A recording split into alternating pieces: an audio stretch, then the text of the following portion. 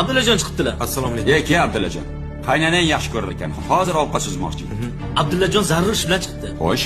Xullas, uyini sotmoqchi. Iye. Tushunmadim. Tinchlikmi Abdullajon? Oyimni zudlik bilan operatsiya qilishimiz kerak ekan. Shuning uchun uyni sotishga majburman. Uyingni sotsang birinchi qo'shningga ayt degan gap bor. Bo'ldi qo'shni. O'zimiz olamiz. Voy, uyi biz tashlab 2 qavatli quramiz a? Ha, xudo xohlasa. Abdullajon qancha so'rayapsan? Bugun maklerlar kelib baholab ketishdi. 80 mingga ketadi deyishdi. Lekin hozir operatsiyaga 30 ming juda ham zarur. Qo'shni, 30 ming bo'lsa hozir sanayman, dada. O'zimiz olamiz. Qani boy?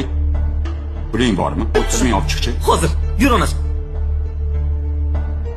Mana qo'shni, xohlasangiz sanab oling. Lekin ertaga albatta Natashga borishimiz kerak.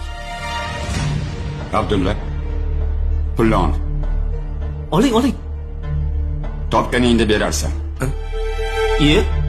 Dada, Bermasang ham mayli. dada. Vaqt ketkazma. Tur o'g'lim. Tur. Bor onangni davola. Dada, bu nima deganingiz? O'chir ovozingni. Tur Abdulla. Rahmat, babalar kerak. O'zi qarz so'ramagan odamim qolmagandi. Dada, bekor qildingiz shu ishni. Biz unga qarz beradigan qarindoshimizmi? Yo akasimanmi, yo ukasimanmi? Shartta uyini sotib olish kerak edi, bo'ldi. Qo'shnilaringiz chiqsa jam mehribon bo'lib ketasiz-da, dada. O'chir ovozingni. Boyvachcha, onang olamdan o'tganda birinchi bo'lib bel bog'lab yonimda turgan yigit shu edi. Xotiningni dardi tutganda sen safarda eding.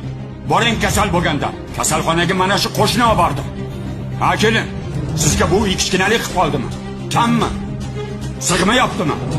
Birovni kulfatidan manfaat topmoqchimisan? Jon qo'shning o'lim bilan olishib yotdi. Biror marta bir kosa ovqat olib chiqdilaringmi? Hol so'rab chiqdingmi? Eskilar bekorga aytmagan. Qo'shning yaxshi bo'lsa, uni menga sot deyishdi. Nima? Otni o'limi, itni bayramimi? Men senga shunaqa tarbiya berganman. Ahmoq!